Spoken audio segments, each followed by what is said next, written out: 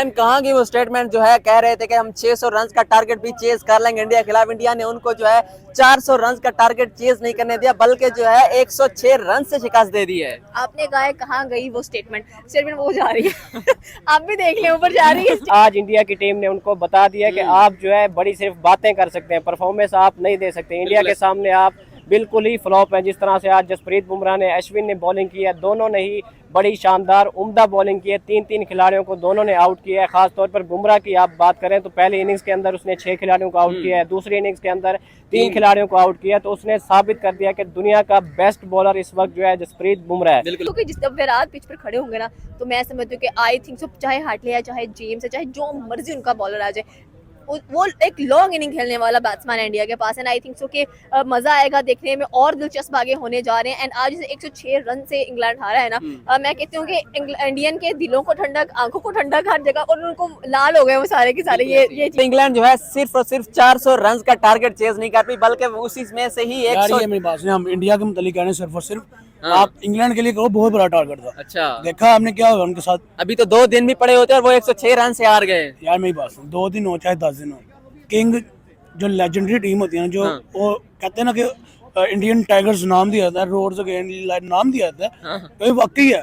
हमने देखा कि इंग्लैंड की तरफ से जो स्टेटमेंट्स आ रही थी, वो तो भाई 600 का टारगेट चेस करने के लिए तैयार थे। अस्सलाम वालेकुम। वालेकुम अस्सलाम। सर, इंडिया जो है दूसरा मैच इंग्लैंड से 106 रन से जीत गया है, क्या कहेंगे कुलदीप या सॉरी दोबारा अस्सलाम वालेकुम। वालेकुम अस्सलाम। सर, इंडिया जो है इंग्लैंड से दूसरा टेस्ट मैच 106 रन से विन कर चुका है, क्या कहेंगे? बुमराह ने शानदार बॉलिंग की, एक स्पिनिंग ट्रैक के ऊपर एक मैच में 9 विकेट्स ले लिए, उसके बाद अश्विन ने भी 3 विकेट्स लिए हैं। क्या कहेंगे सर, कितनी शानदार परफॉर्मेंस इंडिया की? बिल्कुल सर, इंडिया ने आज बड़ी शानदार परफॉर्मेंस दी है। जिस तरह से 106 रन से बड़े मार्जिन से जो है इंग्लैंड जैसी टीम को शिकस्त दे दी है। कल जो इंग्लैंड बड़ी बड़ी बातें कर रहा था कि हम जो है 600 रन अगर होते तो हम चेज कर देंगे, लेकिन आज इंडिया की टीम ने उनको बता दिया कि आप जो है बड़ी सिर्फ बातें कर सकते हैं, परफॉर्मेंस आप नहीं दे सकते। इंडिया के सामने आप बिल्कुल ही फ्लॉप है। जिस तरह से आज जसप्रीत बुमराह ने, अश्विन ने बॉलिंग की है, दोनों ने ही बड़ी शानदार उम्दा बॉलिंग की है। 3 खिलाड़ियों को दोनों ने आउट किया है। खासतौर पर बुमराह की आप बात करें तो पहली इनिंग्स के अंदर उसने 6 खिलाड़ियों को आउट किया है, दूसरी इनिंग्स के अंदर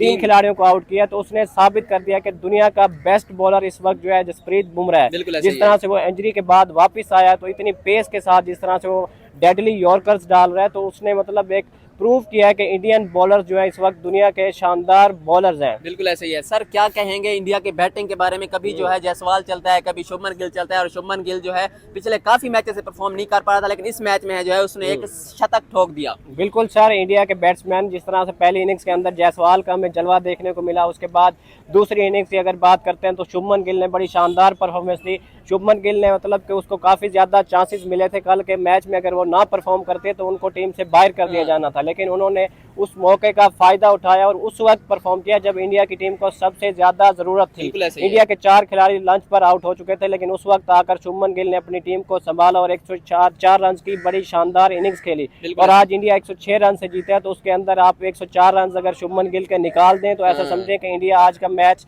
हार सकता था अगर शुभमन गिल परफॉर्म ना करता। तो इस इनिंग्स का, इस जीत का जो सबसे बड़ा क्रेडिट है वो शुभमन गिल को भी जाता है। जिस तरह दूसरी इनिंग्स के अंदर बैटिंग करना आसान नहीं होता, लेकिन उन्होंने आके एक शानदार इनिंग्स खेली और इंडिया को मतलब इस मैच में जितवाने में अहम किरदार अदा किया। मैम कहाँ की वो स्टेटमेंट जो है कह रहे थे कि हम 600 रन का टारगेट भी चेज कर लेंगे इंडिया के खिलाफ। इंडिया ने उनको जो है 400 रन का टारगेट चेज नहीं करने दिया, बल्कि जो है 106 रन से शिकस्त दे दी है। आपने कहा है कहाँ गई वो स्टेटमेंट वो जा रही है आप भी देख लें ऊपर जा रही है स्टेटमेंट, जिन्होंने कहा था कि भाई हमारे स्पिनर्स रेडी बैठे हैं चेक करने के लिए, जो चाहे कंडीशंस वगैरह हो। और Visakhapatnam I think so very lucky रहा है इंडियन के लिए, और मैं समझती हूँ कि इंडिया के लिए लकी तो रहा है, लेकिन उनकी जो बॉलिंग थी, जो उनकी बैटिंग थी, जो उनकी फील्डिंग थी ना, मैं कहती हूँ धमाका पटाखा रही है। एंड सेकेंडली आप देखेंगे जिनको कहा जाता है कि ये बेसबॉल के बेताज बादशाह हैं, आज वो बेताज बादशाह कहाँ पर पड़े हुए हैं। और ये जो एक वर्ड है ना बेताज बादशाह का, आज भारत ने अपने नाम कर लिया। उन्होंने कहा कि भाई हम हैं असल बेसबॉल के बेताज बादशाह, हमें पता है कि किस तरह से फास्ट क्रिकेट खेली जाती है। और मजा आ गया देखने, लिटरली मजा आ गया। और छोटे छोटे चुने चुने बच्चों ने इनको हराया, वो देख के ज्यादा बुरा लग रहा है हम लोगों को। टीम में सिर्फ 2-3 के अलावा बाकी सारे जूनियर थे, किसी ने 2 मैच, किसी कोई डेब्यूटेंट था।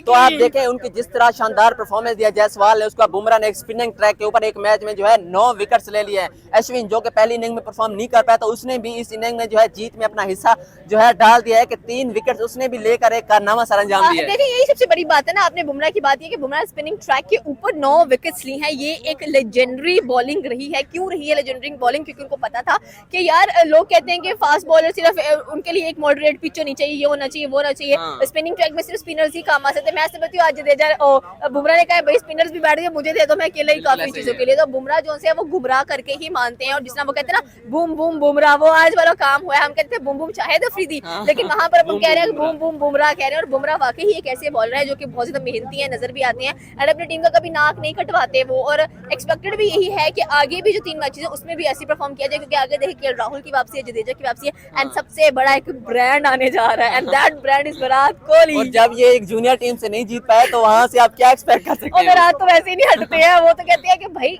क्या, किधर, कहाँ, किस लिए आ रहे हो, वो ऐसे ही इशारे करते हैं। एंड आई थिंक स्टेटमेंट जो उन्होंने कहा था कि भाई हमारे स्पिनर्स रेडी बैठे हैं अटैक करने के लिए, जो चाहे कंडीशंस वगैरह हो। और Visakhapatnam I think very lucky रहा है इंडियन के लिए, और मैं समझती हूँ कि इंडिया के लिए लकी तो रहा है, लेकिन उनकी जो बॉलिंग थी, जो उनकी बैटिंग थी, जो उनकी फील्डिंग थी ना, मैं कहती हूँ धमाका पटाखा रही है। एंड सेकेंडली आप देखेंगे जिनको कहा जाता है कि ये बेसबॉल के बेताज बादशाह हैं, आज वो बेताज बादशाह कहाँ पर पड़े हुए हैं। और ये जो एक वर्ड है ना बेताज बादशाह का, आज भारत ने अपने नाम कर लिया। उन्होंने कहा कि भाई हम हैं असल बेसबॉल के बेताज बादशाह, हमें पता है कि किस तरह से फास्ट क्रिकेट खेली जाती है। और मजा आ गया, देखें लिटरली मजा आ गया। और छोटे छोटे चुने चुने बच्चों ने इनको हराया, वो देख के ज्यादा बुरा लग रहा है हम लोगों को। टीम में सिर्फ 2-3 के अलावा बाकी सारे जूनियर्स थे, किसी ने 2 मैच, किसी कोई डेब्यूटेंट था।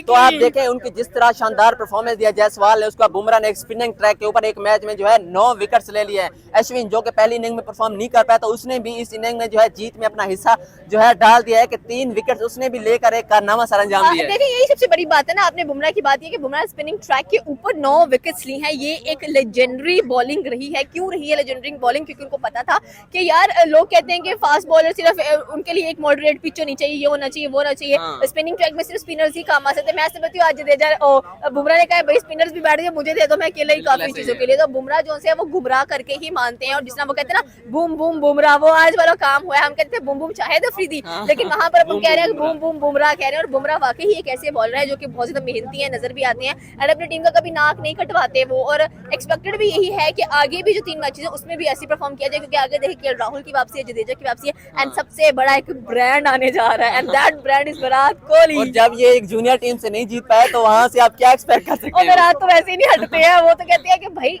क्या, किधर, कहाँ, किस लिए आ रहे हो, वो ऐसे ही इशारे करते हैं। एंड आई थिंक सो कि जिस विराट पिच पर खड़े होंगे ना, तो मैं समझती हूँ कि आई थिंक सो चाहे हार्टले है, चाहे जेम्स है, चाहे जो मर्जी उनका बॉलर आ जाए, वो एक लॉन्ग इनिंग खेलने वाला बैट्समैन है इंडिया के पास। एंड आई थिंक सो कि मजा आएगा देखने में, और दिलचस्प आगे होने जा रहे हैं। एंड आज 106 रन से इंग्लैंड हारा है ना, मैं कहती हूँ कि इंडियन के दिलों को ठंडक, आंखों को ठंडक हर जगह, और उनको लाल हो गए वो सारे के सारे। ये चीज 106 रन से ये जीते हैं। क्या लगता है कि इस जीत का क्रेडिट आप किसी स्पेशल, किसी खास प्लेयर को देना चाहेंगे, या इसमें सारी की सारी टीम इन्वॉल्व है? ओवरऑल टीम की देखिए, ओवरऑल टीम का हमारी टीम की तरह नहीं है। इधर कोई इसको सपोर्ट करे, कोई इसको सपोर्ट करे। यहाँ पर आप देखिए रोहित शर्मा ने कप्तानी की, उसकी कप्तानी के अंदर कितनी अच्छी स्ट्रेटजी वो यूज करता है, बंदा हैरान हो जाता है। मैं समझती हूँ जितना उस बंदे को एक्सपीरियंस हो गया है ना, अब उसकी जगह अगर कोई लेगा भी ना, तो वो इतना एक्सपीरियंस नजर नहीं आएगा जितना रोहित शर्मा एक्सपीरियंस नजर आया। बेशक वो नहीं अच्छा खेल पाए, लेकिन जितना भी वो खेले कमाल का खेले। बट आगे जो उनके बच्चे थे ना, उन्होंने कहा कि रोहित आप बैठे, शर्मा जी आप बैठे, हम काफी है इनको धोने के लिए। एंड वही बात हुई। और मैं समझती हूँ कितनी अच्छी लाइनअप, इतनी अच्छी कम्युनिकेशन नजर आती है भारतीय टीम के दरमियान में, कि उनको ये चीजें कह लें कि इजी लगती है जीतने में। ये क्या लगता है कि उनके डेब्यूटेंट्स भी आ जाएं तो वो भी बिल्कुल प्रेशर नहीं लेते? हालांकि उनके सामने जो है एक बहुत बड़ी टीम है, इंग्लैंड की टीम बहुत बड़ी टीम है, वो भी प्रेशर नहीं लेते। हालांकि 2-3-4 आउट हो भी जाएं तो हर एक प्लेयर जो अपनी जगह अपनी अच्छी परफॉर्मेंस देता है, वो समझता है कि मैंने परफॉर्म करना है। बिल्कुल आपकी बात है। देखिए हमने सिर्फ फराज खान का कितना इंतजार किया, हमें लगा था वो भी अपना डेब्यू करेंगे सेकंड टेस्ट मैच में, लेकिन नहीं कर पाए। सोचे वो आ जाते तो वो भी एक लॉन्ग, उनका छोटा भाई नहीं सांस लेने देना, तो बड़े भाई ने फिर तो सुबह 19 में वो शानदार वो परफॉर्म कर रहे हैं शानदार। तो फिर बड़े भाई ने तो आके, मैंने कहा था उनकी वो कहते हैं विकेट उड़ा देनी थी पीछे से आगे। बट आज मजा आया, कमाल का मैच रहा, बहुत अच्छा देखने को मिला हम लोगों को। एंड आई थिंक सो कि इंडिया टीम जो राइट नाउ अगर कोई डिजर्व करे ना क्राउन किंग्स का, definitely that is Indian cricket team. और ये रूल कर रही है पूरी क्रिकेटर्स को, पाइनियर्स को पीछे छोड़ दिया इन्होंने, इंग्लैंड को। कह लें कि जब से मैंने इनको देखना स्टार्ट किया है ना, ये खुशी करते जा रहे हैं और एक हम अपने को देखना ही नहीं चाह रहे हैं कि ये कर क्या रहे हैं। ये अब तक जो है सीरीज जो है 1-1 से लेवल हो चुकी है, तो क्या लगता है अगले 3 मैचेस में क्या होने जा रहा है? अगले 3 मैचेस में डेफिनेटली क्या होने जा रहा है, जहाँ पे किंग कोहली खड़ा होगा, जहाँ पर कह लें कि हिटमैन खड़ा होगा, जहाँ पर कह लें कि जयसवाल, डार्क हॉर्स की वापसी हो रही है जडेजा की, तो और क्या एक्सपेक्ट कर रहे हैं आप? अस्सलाम वालेकुम। वालेकुम सलाम। सर